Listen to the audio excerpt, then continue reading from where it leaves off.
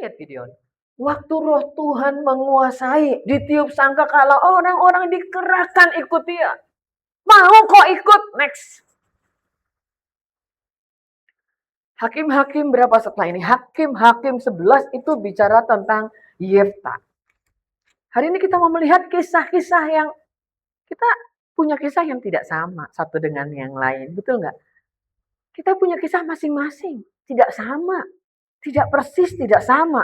Orang-orang di Alkitab juga punya kisah yang tidak persis, tidak sama. Gideon yang penakut, yang paling muda, sukunya paling kecil di antara suku Manasye. Dia lagi bersembunyi waktu malaikat datang. Dan Yefta, mari baca kembali bersama.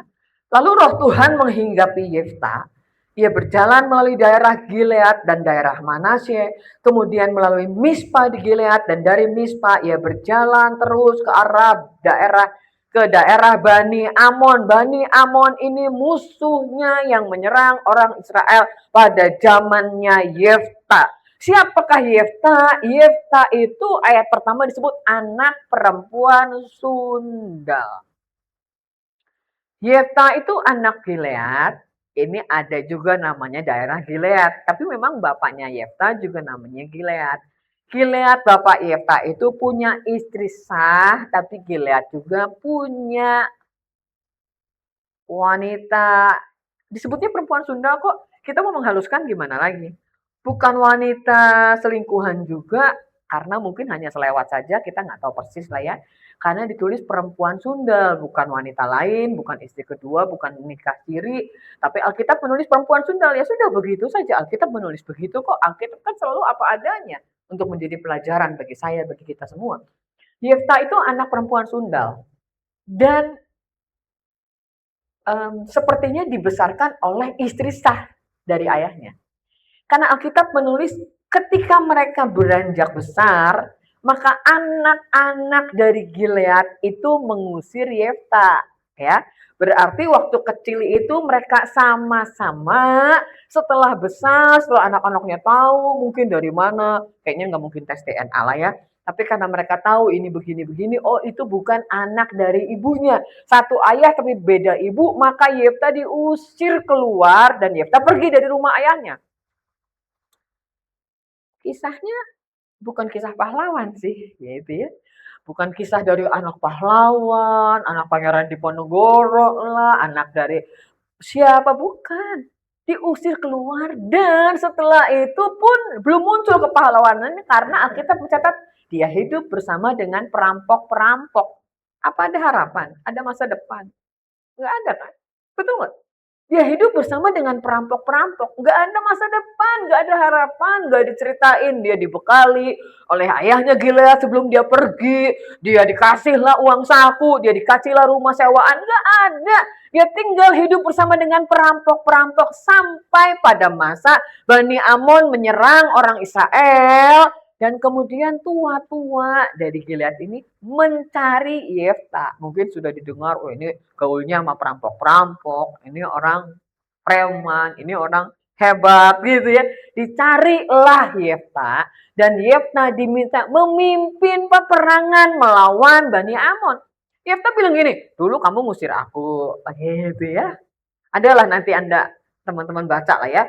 Bukankah kamu sendiri bukankah kamu sendiri membenci aku dan mengusir aku dari keluargaku? Mengapa kamu sekarang datang kepadaku pada waktu kamu terdesak? Betul nggak jawabannya Yefta? Betul kan? Dia bilang dulu aja gitu, aku diusir, kamu juga ikutan mengusir aku dari keluargaku. Sekarang waktu kamu terdesak, kamu butuh, kamu lihat aku, misalnya udah jagoan lah karena gaul sama perampok dan lain-lain. Kamu panggil aku pulang. Kemudian mereka bikin dealing lah, kesepakatan.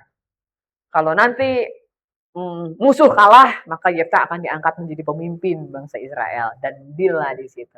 Alkitab mencatat, lalu roh Tuhan, katakan roh Tuhan. Roh Tuhan. Roh Tuhan yang sama yang berkuasa atas Gideon. Roh Tuhan yang sama yang berkuasa atas Yefta.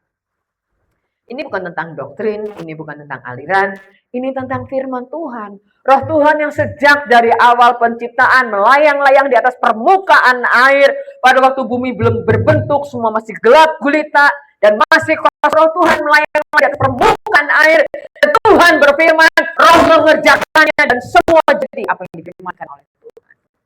Tuhan yang sama yang berkuasa atas Gideon. Tuhan yang sama yang berkuasa atas Yefta. Gideon punya masa lalu, Gideon punya keterbatasan, Yefta punya masa lalu, Yefta punya keterbatasan, Yefta bahkan tidak punya keluarga, Yefta bahkan bergaul dengan para perampok, tapi waktu roh Tuhan menghinggapi Yefta, luar biasa, dia jalan, gitu ya, melalui daerah Gilead, lewat daerah Manasye, kemudian lewat Mispa, kemudian dia, ya begitulah, terus jalan sampai ke daerah Bani Amon. Bukan karena dia perampok, bukan karena dia preman, tapi Alkitab mencatat karena roh Tuhan menghinggapi Yefta. Katakan amin, haleluya. Setiap kita punya kisah, orang-orang di Alkitab juga punya kisah, punya keterbatasan. Tolong next, Will Simpson. Ya. Ada beberapa ayat yang saya kutip tentang Simpson karena memang kisahnya luar biasa dan teman-teman pasti tahu lah, ini mengingatkan kembali ya. Bagaimana keluarga yang mandul, tidak punya anak, akhirnya punya anak, dan malaikat berkata anak ini akan menjadi nazir Allah. Tapi seumur hidupnya dia tidak boleh kena pisau cukur. Bukan karena rambut panjang itu jadi kuat, rambut panjang gitu ya. Tapi karena itu yang diinginkan Tuhan, ya udah ikut aja, amin. Ikut aja. Kalau kita tanya kenapa Tuhan, emang ada masalah apa dengan rambut? Emang bukan juga sih, karena Tuhan mau begitu ya udah begitu aja. Jadi apapun kalau Tuhan berkata, ya udah karena kamu nazir Allah. Nazir Allah nggak boleh begini, punya batasan begini, punya batasan begini. Ya udah ikuti aja. Karena Tuhan selalu memberikan batasan untuk yang terbaik bagi kita. Amin. Haleluya. Mungkin Anda berkata, "Ih, orang-orang teman-teman aku kok boleh?" Gitu. Teman-teman aku kok boleh begini? Ah, semua orang juga melakukannya begitu. Tapi kita nazir Allah, kita hamba Allah, kita semua. Amin. Haleluya. Dan Hakim-Hakim 14 ayat 6 berkata, mari baca kembali yang pria boleh baca. 2, 3.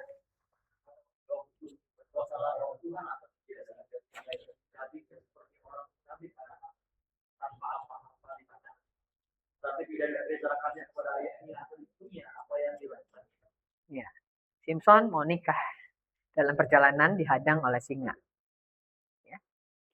Dia mencabik singa seperti mencabik anak kambing. Siapa pernah mencabik anak kambing? Gak usah sebut singa lah, mencabik anak kambing.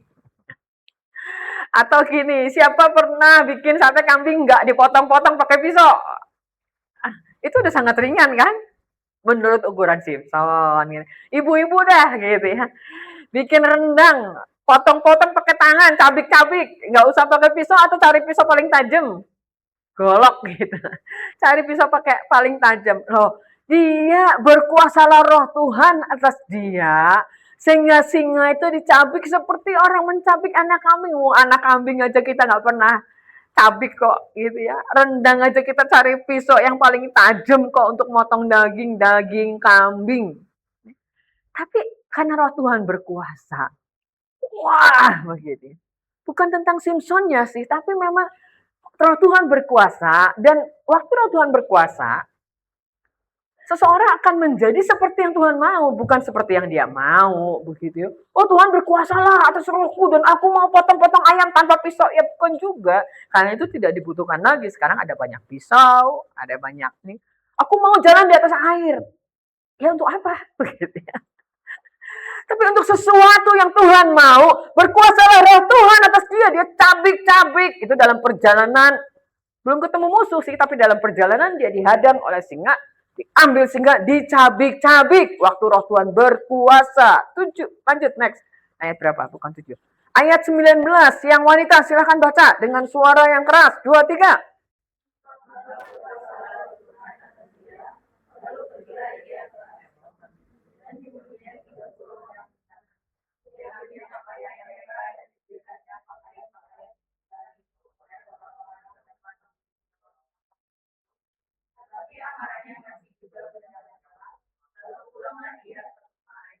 Simpson bikin teka-teki. Dari yang kuat keluar manisan. Karena waktu dia mencabik-cabik kambing, kemudian lebah itu bersarang, bikin madu, dan pulangnya diambil madu. Nah, ini kan nggak ketebak nih. Jadi Simpson bikin teka-teki di hadapan 30 orang waktu perjamuan makan nih. Tadi dia ceritanya mau menikah nih. Dia bilang, kalau kamu bisa jawab teka-teki aku kasih 30 pakaian kebesaran, lenan halus. Tapi kalau kamu nggak bisa jawab, kamu masing-masing sediakan pakaian untuk aku. Syaratnya dia lebih ringan kan, 30 orang masing-masing kasih buat dia, atau dia sendiri kasih 30 pakaian kebesaran untuk orang-orang ini. Gak bisa jawab. Maka kemudian ya musuh-musuhnya pakai istrinya Simpson untuk merengek-rengek. Kalau kamu sayang aku kasih tahu loh, apa sih tadi teka-tekanya gitu ya. Kan nggak kepikir dari yang kuat keluar manisan. Apa sih dari keluar manisan begini, kasih tahu loh, kasih tahu. Masa kamu nggak sayang sih sama adek gitu ya. Lah bilang, kasih tahu lah gitu. Awal-awal mungkin juga udah berisik udah deh gitu ya. Nanti aja biar jawab. Tapi Chris Simpson nggak tahan kelemahannya. Pria itu kan kalau direngek-rengek, ayolah, ayolah gitu ya.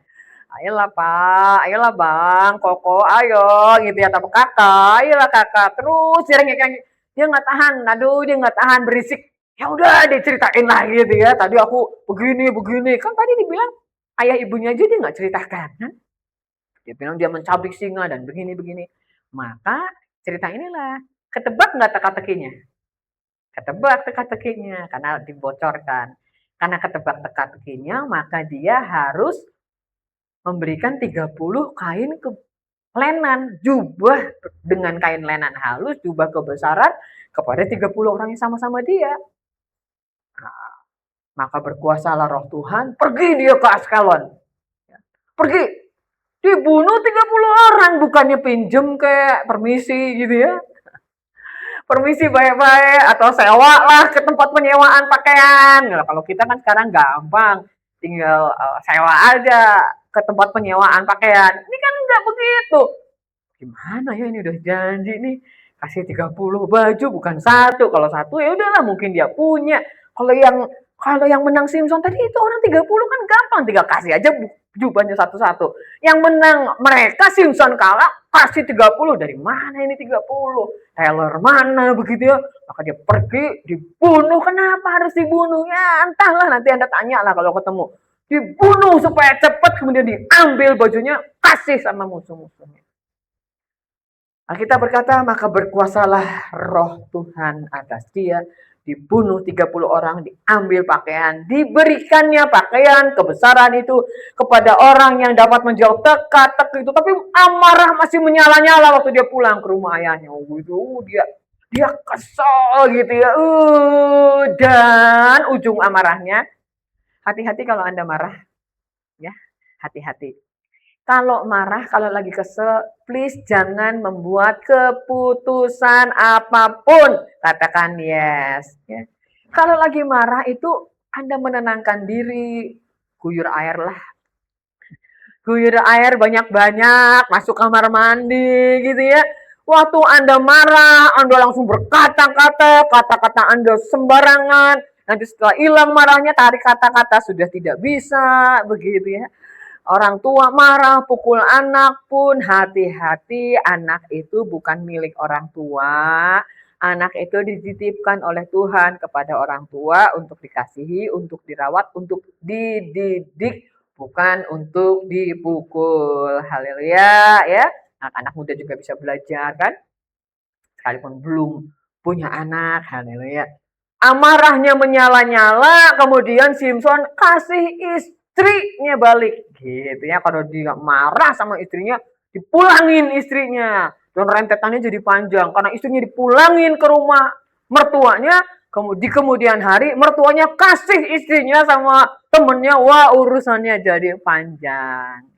Jadi kalau lagi marah, tenangkan hati, jangan membuat keputusan apapun, lagi marah, lagi kesel ya, jangan berkata-kata, jangan bikin keputusan karena itu nanti akan salah. Simpson pun begitu, dia marah, dia kesel sama istrinya, dipulangin, kemudian sama ayahnya ya entah beberapa waktu yang mungkin gak besokannya lah gitu ya. Ayahnya kasih istrinya sama orang lain dan dia marah lagi, dia ngamuk lagi, kira-kira begitulah. Next. Hakim-Hakim 15 ayat 14-15. Kita baca sama-sama ya. 2, 3. Setelah ia sampai ke Lehi dan orang-orang Filistin mendatangi dia dengan bersorak-sorak, maka berkuasalah roh Tuhan atas dia dan tali-tali pada tangannya menjadi seperti batang rami yang telah habis dimakan api dan segala pengikatnya hancur tanggal dari tangannya. Kemudian ia menemui sebuah tulang rahang keledai yang masih baru, diulurkannya tangannya, dipungutnya, dan dipukulnya mati berapa? 1000. 1000 nyamuk. Prestasi saya nangkep nyamuk aja susah gitu ya. Prestasi Anda memukul 1000 apa nih gitu. Loh, Simpson itu dia berkuasa begitu rupa. Dia bohongi, dia bilang kalau aku diikat dengan tali yang masih baru, kekuatanku hilang. Betul atau bohong? Kalau aku diikat dengan tali yang masih baru, kekuatanku hilang. Betul atau bohong? Bohong. Karena kekuatannya terletak pada rambutnya, ya. Jadi waktu itu Simpson masih bohong-bohong lah. Simpson masih mikir lah, gitu ya. Kalau aku kasih tahu, aku hancur nih. Simpson bilang kalau aku diikat dengan tali yang masih baru nih, tali yang nggak pernah dibuka tutup ikatannya, aku akan kalah. Maka, dia diikat. Terus orang-orang Filistin, sorak-sorak udah pasti kalah nih, dia udah diikat kuat-kuat, orang Filistin ikat dia, gitu ya. Simpson tenang aja, karena dia yang tahu, dia yang dipeseni oleh orang tuanya, rambutmu nak, jangan dicukur. Kalau rambutmu dicukur, kamu pasti kalah, kamu nggak akan kuat. Orang tuanya pasti berpesan kepada dia, ayahnya Manoah, ibunya Mandul, ditulisnya begitu ya, nggak disebut namanya. Maka Simpson tenang-tenang aja, dia diikat pun dia tenang-tenang aja, karena dia tahu kelemahannya bukan di situ. Setiap kita punya kekuatan, sayangnya setiap kita lahir dengan kelemahan secara natural. Setelah kita ikut Tuhan, roh kita menjadi baru, tapi jiwa kita tidak otomatis berubah. Kelemahan kita tidak otomatis berubah. Yang ada adalah bagaimana kita mengatasi kelemahan kita. Dan kelemahannya berbeda-beda. Bukan karena faktor umur, bukan karena faktor gender, bukan karena faktor apapun, tapi setiap kita punya kelemahan yang berbeda-beda. Simpson punya kelemahan. Yang pertama itu tadi, rambutnya tidak boleh dicukur. Dan nampaknya dari segi jiwa, maka kelemahan Simpson adalah dia mudah jatuh cinta. Ya, kalau Anda baca ya, ada orang yang susah jatuh cinta, ya. Dia berpikir banyak, logikanya main terus, dia berpikir gimana kalau begini, gimana kalau begini, gimana kalau begini. Ada orang yang sangat mudah jatuh cinta, begitu ada orang baik, wah gitu ya. Begitu didekati orang, wah gitu. Aduh susah nolaknya gimana ya, aduh udah baik banget, aduh gimana ya sebetulnya nggak suka sih, atau aduh sebetulnya hubungannya udah toksik sih, aduh tapi gimana ya caranya gimana, atau nanti kalau ketemu orang baru lagi yang baik lagi dia gimana ya mudah tersentuh. Itu setiap kita berbeda-beda, tapi bagi setiap kita mengerti kelemahan kita masing-masing dan menanggulanginya. Amin, haleluya. Menanggulanginya satu dengan yang lain tidak sama. Roh kita ketika kita menjadi lahir baru, sekali lagi roh kita seketika menjadi baru. Tuhan, kita minta pengampunan Tuhan, Tuhan Yesus masuk dalam hati kita. Yang masuk itu apa? Roh Tuhan ke dalam hati kita. Roh yang tidak kelihatan tapi ada. Tapi jiwa tidak seketika menjadi baru. Anda suka bakso, kemudian Anda langsung anti. Enggak juga kan? Anda tetap suka bakso, yang suka kepiting tetap masih suka kepiting, yang cari duren sampai kemana-mana cari duren. Setiap kita punya kelemahan secara alami dan itu yang harus ditanggulangi. Simpson tahu dia kalau urusan dengan tali, mau tali apapun. Jangankan tali rapi ya, tali buat gitu ya. Buat derek mobil juga buat dia sih aman aja. Maka dia dengan santai aja, tali-tali pada tangannya diubahnya, dilepaskannya seperti batang rami yang telah habis dimakan api. Loh, udah gampang banget. Ini apa ya? Ini bukan hiperbol ya, bukan hiperbolis, bukan. Tapi memang Ya itulah bahasanya sangat gampang buat dia tali kayak gini tek gitu ya. Biar kata tali itu bisa buat derek mobil, buat Simpson gampang banget. Tapi yang sangat susah adalah mengendalikan perasaannya dia. Nah itu dia susah. Dia lihat satu orang gadis, dia suka. Ayah ibunya bilang, nggak ada kah gadis lain selain gadis Filistin yang kamu suka? Ah, udahlah lamar aja pokoknya aku suka. Gitu kan. Jadi logikanya nggak main. Orang tuanya ngomong apa dia bilang udahlah lamar aja gue suka. Gitu kan. Maka orang tuanya pergi bersama dengan dia melamar. Akhirnya terjadi pernikahan. Dia tahu dia kekuatannya dia tahu, tapi dia tidak bisa mengatasi kelemahannya. Itu harus jadi catatan. Rami seperti batang rami habis dimakan api dan segala pengikatnya hancur dari tangannya. Kemudian dia menemui, dia ketemu, ya dia bisa ketemu apa aja, sandal jepit kali gitu ya. Dia ketemu centong kayak, dia ketemu apa kayak di situ. Dia ketemu sebuah tulang rahang keledai yang masih baru. Buat dia sih, ya apapun lah.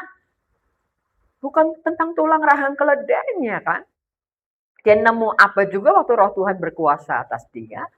Maka dipukulnya 1000 orang dengan tulang itu gimana cara menurut Anda mukul 1000 orang? Kan orang satu dipukul yang lain lari.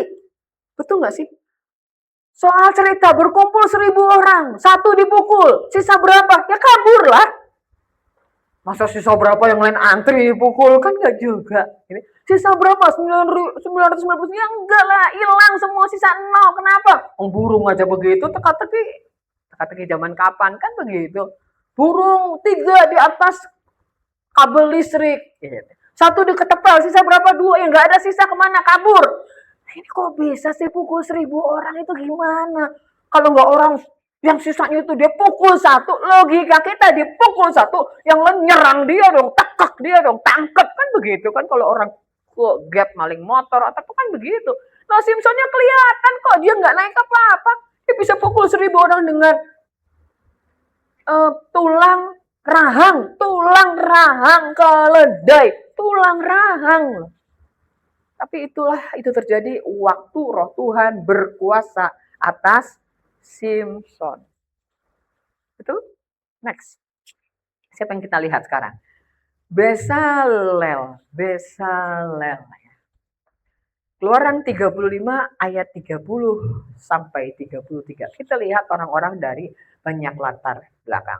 Yang pria, kembali baca.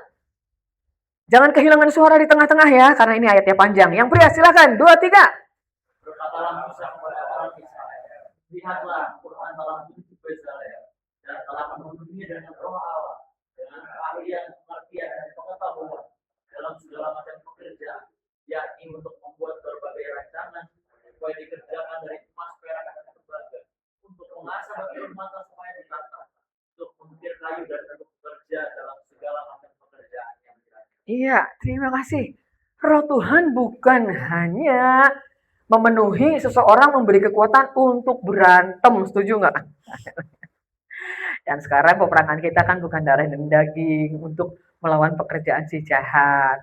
Tapi Anda kan nggak perlu capek melawan musuh setiap hari, ya. Setiap bangun tidur ada tengking-tengking musuh-musuh kan nggak juga ya. Kalau menyembah Tuhan ya, baca Alkitab iya, berdoa iya, tapi urusan dengan iblis kan ada pengajaran-pengajaran tiap hari urusan dengan roh jahat, tiap masuk ke rumah harus diusir dan lain-lain. Loh, logikanya kalau kita masuk ke satu rumah iblis pergi kan? Amin. Kecuali kalau di tempat itu ada pernah dipakai penyembahan berhala, pernah dipakai untuk bunuh diri. Ya kita bukan takut ya, kita usir aja roh-roh yang ada di situ. Tapi bukan berarti Anda tiap kali masuk rumah kemudian ini ada roh apa ya? Harus melawan musuh nih. Ini nyari-nyari mengikuti seluk-beluk roh. Ada orang tanya, ada orang bilang iblis itu banyak nama-namanya. Untuk apa kita ngafalin nama-nama iblis? Banyak tingkatannya. Ya kita tahu aja lah. Yang Alkitab catat itu kita tahu lah. Pemerintah di udara, penghulu di udara, penguasa-penguasa, roh-roh jahat. Itu kita tahu. Nggak usah selidikin namanya apa aja. Strukturnya dari nenek moyangnya kan nggak usah gitu ya. Dan ternyata roh Tuhan diberikan bukan hanya untuk urusan melawan musuh-musuh. Anda lihat ya, mungkin Anda berkata, aku mau yang lain dong Tuhan. Bezalel. Tuhan menunjuk Bezalel. Memenuhinya dengan roh Allah. dengan keahlian. Amin. Dengan keahlian, kemudian dengan Anda cari dengan keahlian satu, kemudian dengan pengertian, kemudian dengan pengetahuan. Loh, luar biasa. Coba kalau Anda bisnis, Anda usaha, Anda melayani, ada keahlian, ada pengertian, mengerti masanya, mengerti waktunya, mengerti harus ngapain, harus bertindak apa. Ada pengetahuan, betul kita belajar terus. Tapi waktu roh Tuhan turun, roh Tuhan juga menolong kita untuk hal-hal kayaknya buat kita susah dipelajari. Ya. Kayaknya buat kita, aduh itu bukan bidang saya, bukan usaha saya, bukan deh gitu ya. Tapi roh Tuhan memenuhi Bezalel untuk keperluan pembangunan bait Allah, maka memberikan keahlian, memberikan pengertian, memberikan pengetahuan. Luar biasa. Betul nggak? Siapa yang ingin dipenuhi roh Tuhan? Haleluya. Amin. Loh, Anda dikasih pengertian, Anda dikasih keahlian, Anda dikasih pengetahuan dalam segala macam pekerjaan. Luar biasa. Kalau Anda berkata roh Tuhan, lo ibu-ibu coba. Ya. Lo ibu-ibu gimana ya memberi nasihat anak-anak? Wong faktanya anak-anak lebih pinter. Ibu-ibu anak-anaknya beranjak besar. Lebih pinter anak-anak kok. Mereka itu generasi yang beda dengan generasi orang tuanya. Itu sebabnya ya selalu ada gap generasi itu begitu. Generation gap itu selalu ada generasi yang berbeda.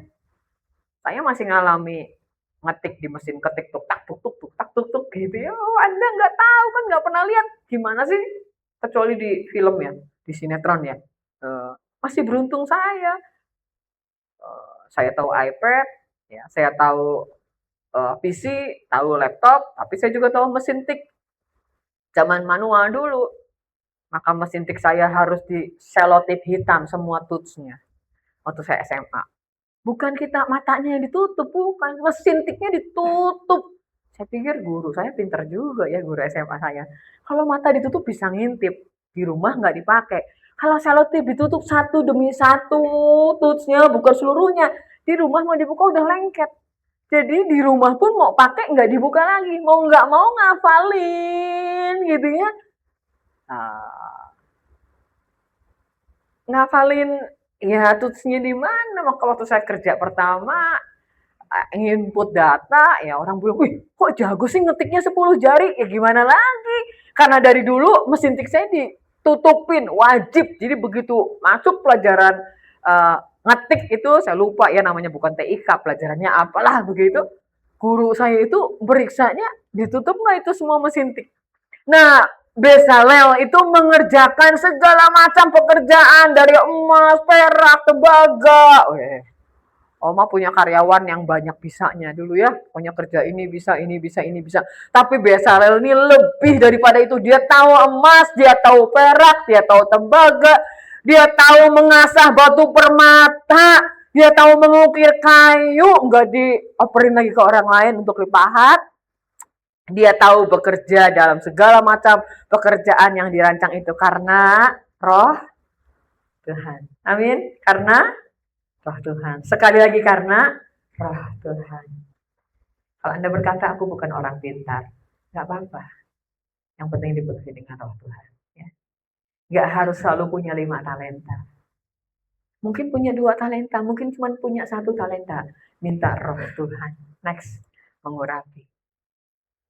Saul. Anda mungkin sering dengar cerita Saul gagal. Betul nggak? Berapa banyak pernah mendengar cerita Saul gagal dan digantikan oleh? Nah, berarti Anda tahu kan ceritanya. Saul gagal digantikan oleh Daud. Tapi pada awalnya Saul itu dipenuhi oleh roh Tuhan. Pada awal pemilihan Saul itu pun terjadi hal yang supranatural. Bangsa Israel diserang oleh orang Filistin. Dan Saul itu keren, elok, ganteng, ya, spek foto model banget lah, spek idola banget. Dari bahu ke atas jauh lebih tinggi daripada orang-orang sebangsanya. Wah, pokoknya keren banget. Jadi dia penampilannya sangat cocok buat jadi raja. Gak ada yang komplain kalau dia diangkat jadi raja. Tapi pemilihannya supranatural. Keledai ayahnya Saul hilang. Saul dan asistennya disuruh sama ayahnya cari keledai.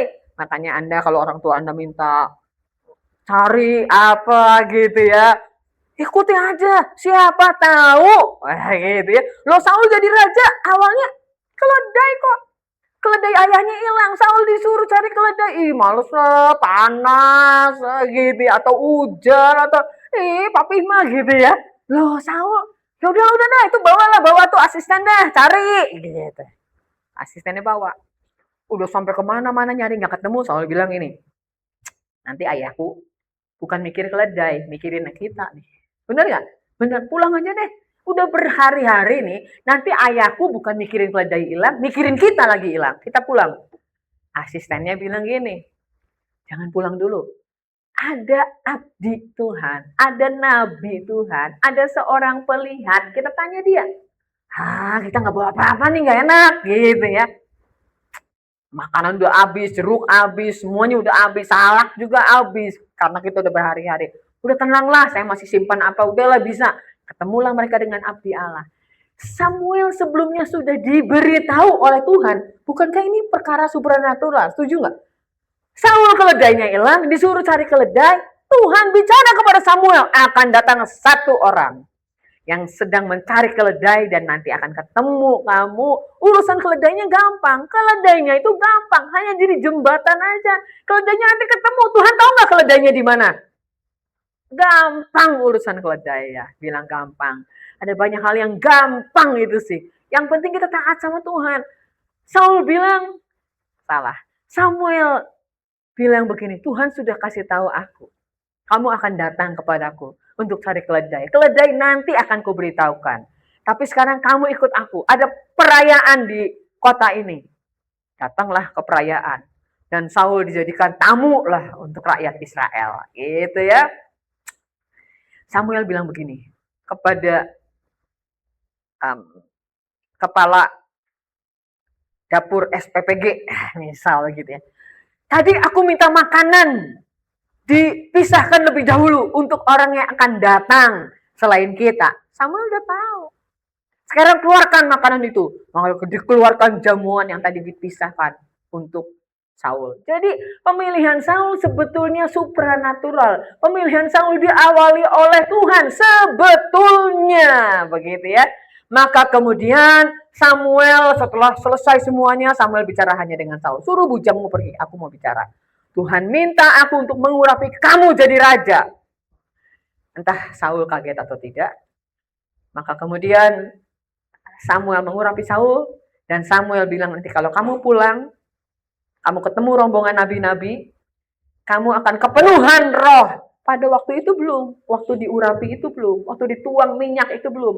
Waktu kamu ketemu nanti rombongan nabi, kamu akan kepenuhan seperti mereka. Itu tandanya. Dan 1 Samuel 10 ayat 6, 7 berkata demikian. Kita baca lagi sama-sama. Maka roh Tuhan akan berkuasa atasmu, engkau akan kepenuhan bersama-sama dengan mereka dan berubah menjadi manusia lain. Katakan manusia lain. Kalau Anda ingin menjadi manusia lain, yang lemah jadi kuat, yang penakut jadi pemberani, bukan karena karakter kita aslinya takut, tapi kok sekarang berani ya gitu ya. Berani doain orang sakit, berani mengusir setan, berani menyampaikan kebenaran. Apabila tanda-tanda ini terjadi kepadamu, lakukanlah apa saja yang didapat oleh tanganmu, sebab Allah menyertai engkau. Dan terjadi begitu. Saul pulang, ada rombongan nabi, Saul kepenuhan. Saul bicara dengan bahasa roh dan orang bilang, apakah dia sekarang sudah jadi bagian dari mereka? Itu luar biasa. Next ya. Daud. Yang wanita baca, 2, 3.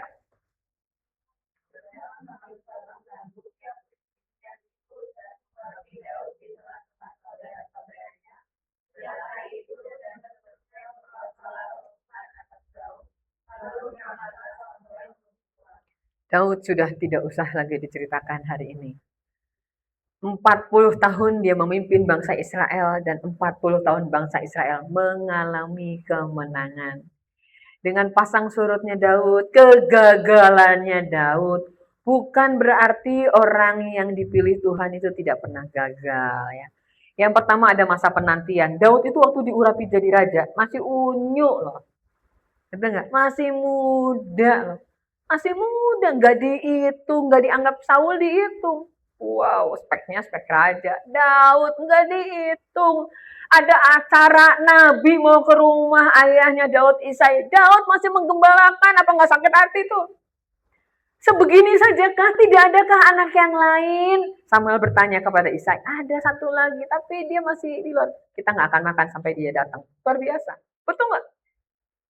Saul diperhitungkan, Daud enggak. Ayahnya sendiri pun kalau mau sakit hati, Daud bilang, ada tamu gede, ayahnya motong kambing, ada nabi datang, aku tetap suruh menggembala. Emang kambing domba lebih perlu dikasih makan, nggak dikasih makan sehari juga nggak akan mati, gitu kan?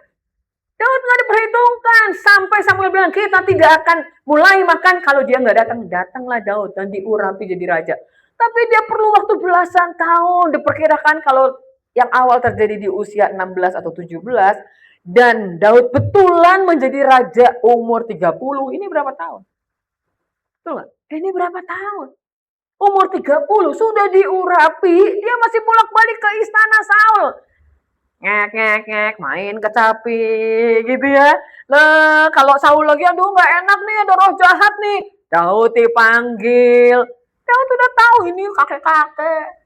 Banyak gaya, bentar lagi juga akan diganti. Aku udah diurapi ini. Tapi Daud bolak-balik lagi, balik ke rumah ayahnya, masih cari kambing domba. Dia udah diurapi dan dia tahu Samuel itu mengurapi Saul. Udah dicerita-cerita dia tahu, Saul betul jadi raja. Samuel mengurapi Daud, dia tahu dia akan jadi raja.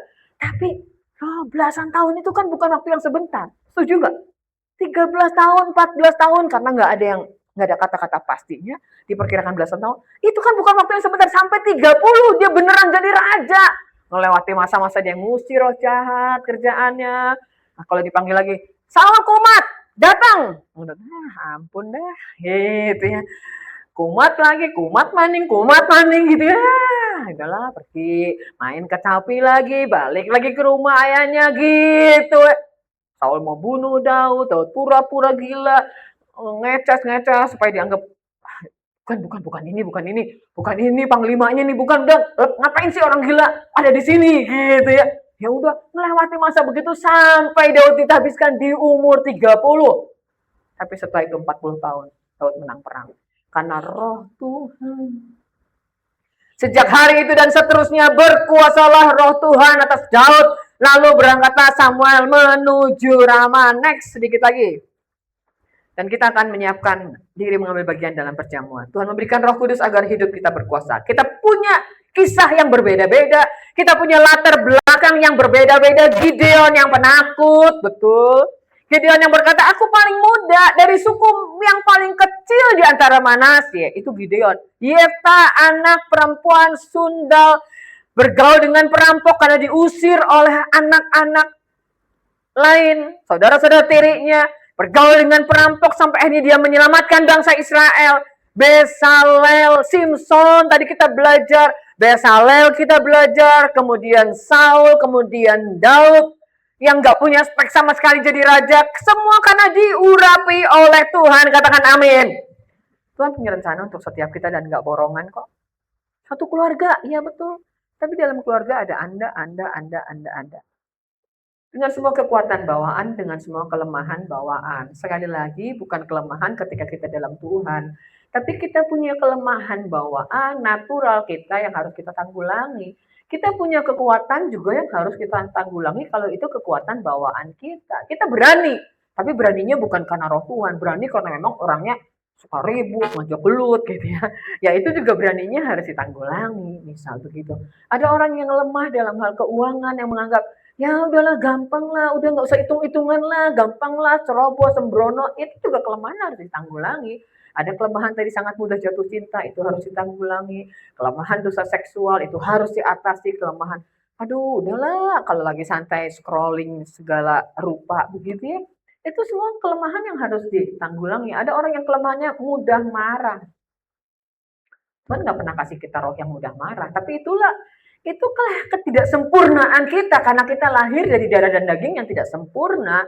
Ada sifat-sifat yang tidak sempurna. Roh kita baru, tapi harus tanggulangi. Ada orang yang lambat marah, kalem banget gitu ya.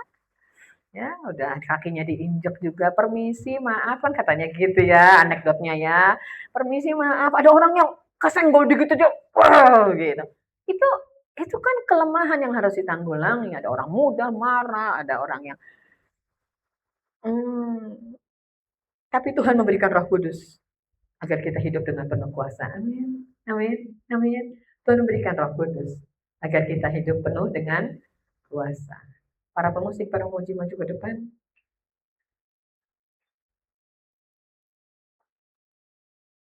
Pak Saskia, CFI bersiap untuk melayani perjamuan Tuhan. Bang Yehuda tolong.